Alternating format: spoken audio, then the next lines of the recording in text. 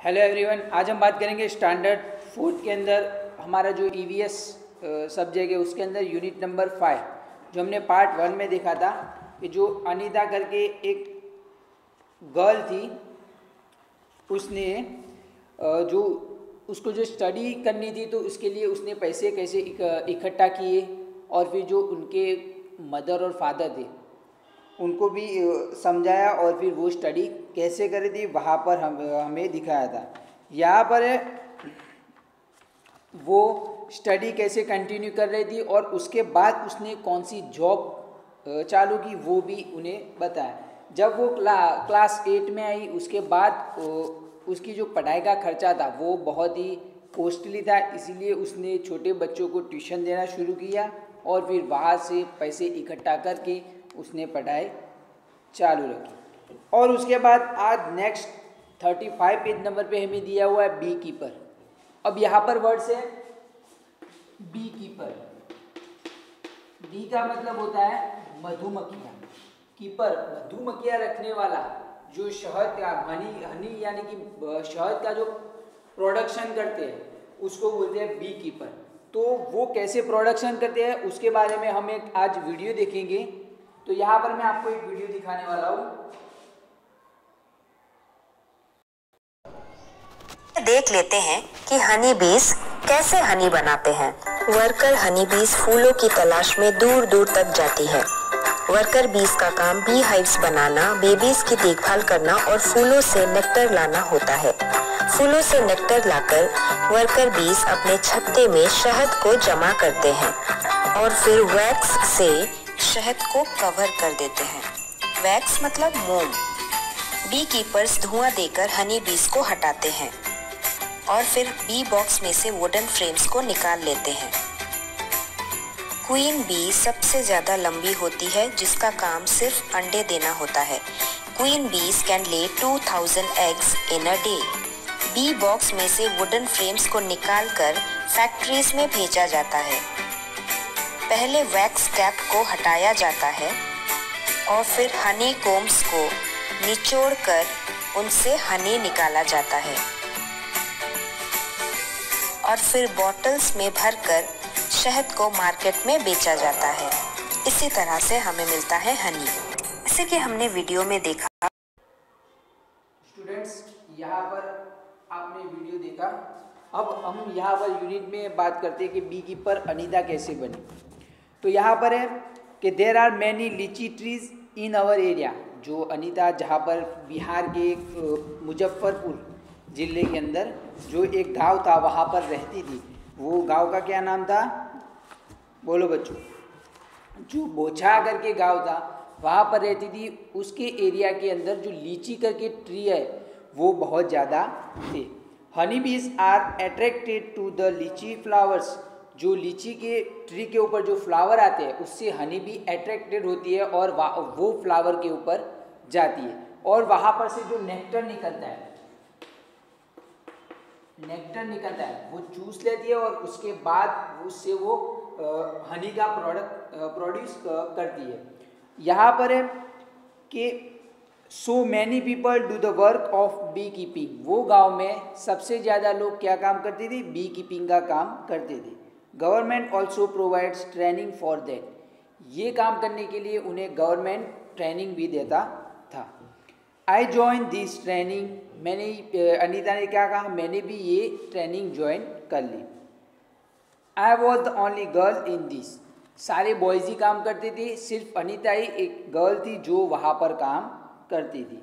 Honey bees lay their eggs from October to December. जो honey B होती है मधुमक्खियाँ, वो कौन से मंथ में जो अंडे देती है? तो अक्टूबर टू दिसंबर के महीने में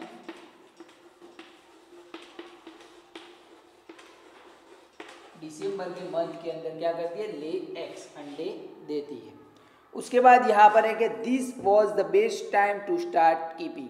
यही वो अक्टूबर टू दिसंबर का टाइम है जहाँ पर हनी बी का जो प्रोडक्शन टाइम है वो यहाँ से स्टार्ट होता है। तो ये बहुत ही अच्छा टाइम है कि यहाँ पर हम हनी बी का जो प्रोडक्शन है वो कर सकें।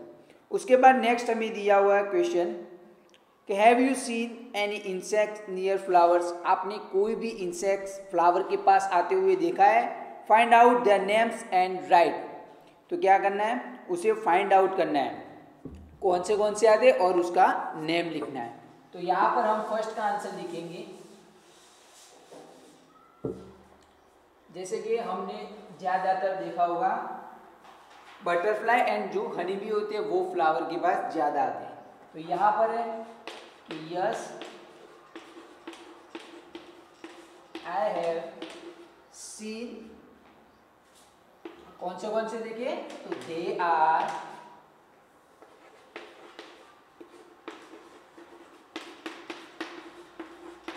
बटरफ्लाई एंड हनी बीज, कौन से होते, बटरफ्लाई होते हैं एंड हनी बी होती है वहां पर। तो बच्चों इसका आंसर आप अपनी बुक में लिख दो। नेक्स्ट उसके बाद बच्चों हमें दिया हुआ है सेकंड क्वेश्चन कि why do they come near to the flowers, वो फ्लावर्स के नज़दीक क्यों आते हैं, फाइंड आउट, तो हमें फाइंड करना है। क्योंकि फ्लावर के नज़दीक वो इसलिए आते हैं, जो फ्लावर के अंदर से जो नेक्टर निकलता है वो चूसने के लिए वो वहाँ पर आते हैं और वो नेक्टर लेके वहाँ पर से वो शहद यानी कि हनी का प्रोडक्शन करते हैं। तो यहाँ पर उसका आंसर है सेकंड का कि insect come to the flower to collect, insect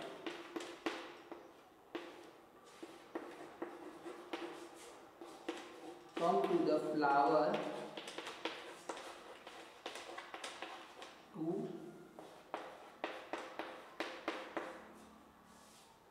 collect the nectar, nectar को कलेक्ट करने के लिए, nectar produce by the flower, जो फ्लावर के द्वारा प्रोड्यूस होता है,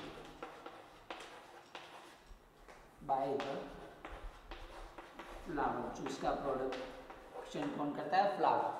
जो फ्लावर के अंदर से नेक्टर प्रोड्यूस होता है, फ्लावर के अंदर से जो नेक्टर प्रोड्यूस होता है उसको लेने के लिए, वो कलेक्ट करने के लिए इंसेक्ट फ्लावर के पास आते हैं। तो बच्चों इसका आंसर भी आप अपनी बुक के अंदर लिख दो।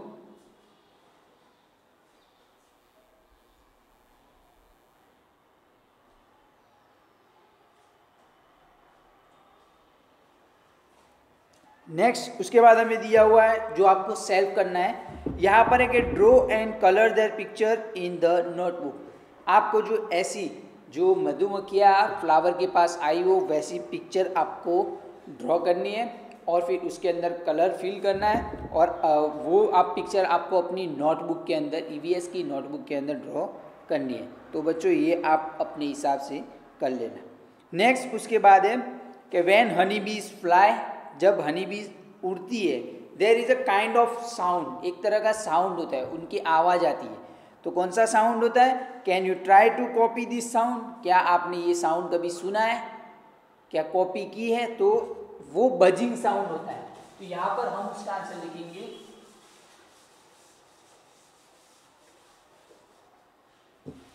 कि दे प्रोड्यूस बजिंग साउंड। कौन सा साउंड प्रोड्यूस करते? दे प्रोड्यूस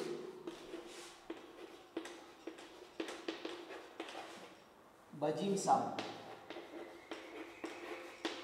बजिंग साउंड वो प्रोड्यूस करते हैं।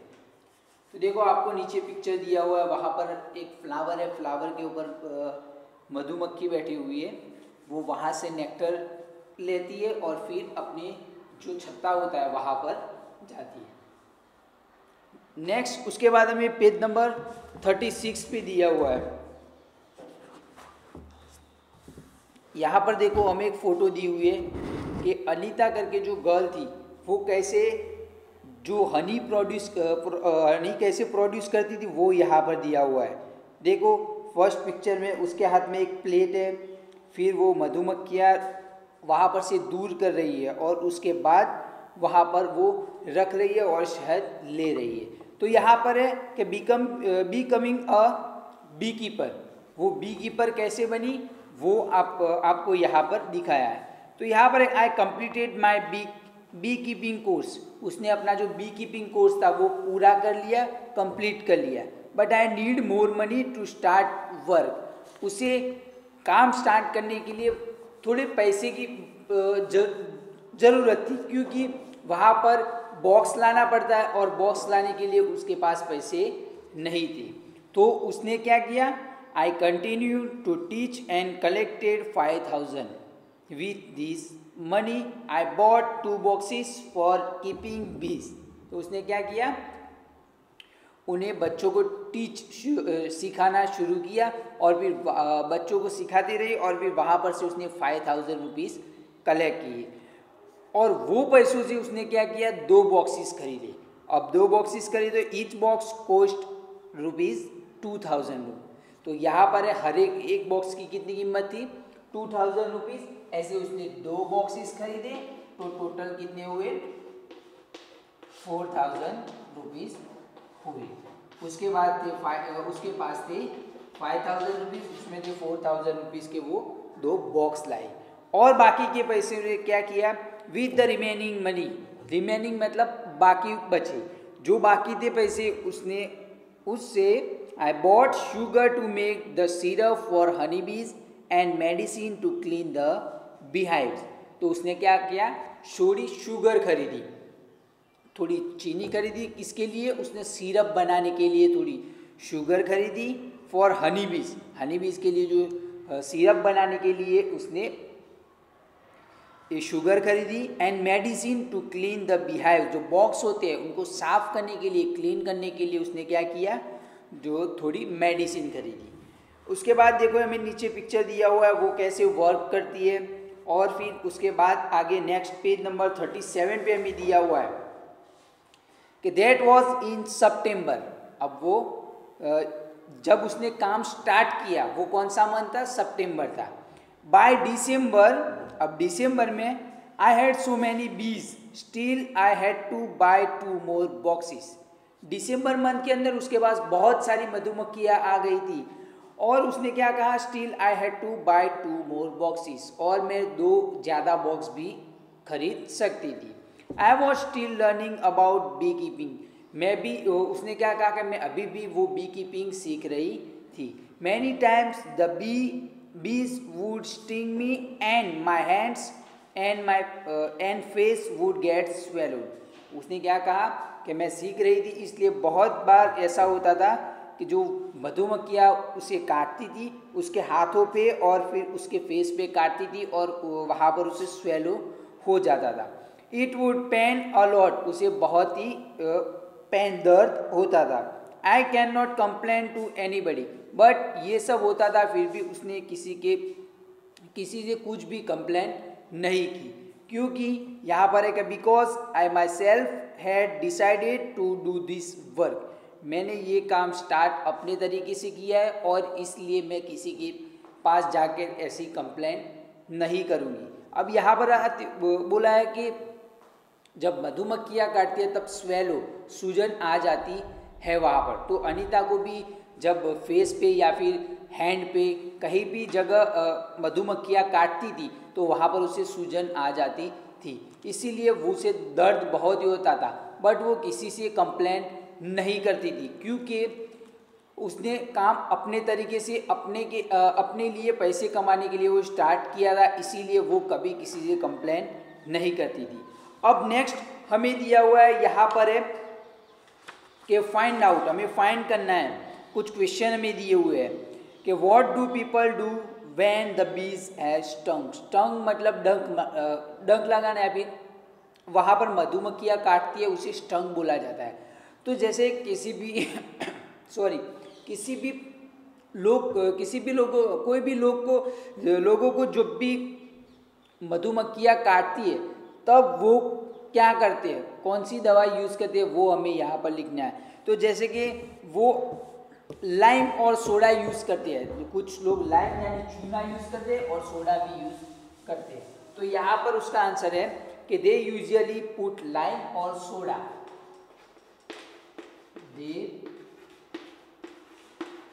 यूजुअली पुट लाइम यानी चूना और सोडा और सोडा का यूज़ करते हैं। तो यहाँ पर है हमारा आंसर कि वो क्या यूज़ करते हैं, तो लाइम और सोडा का यूज़ करते हैं। तो बच्चों इसका आंसर आप अपनी बुक के अंदर लिख दो।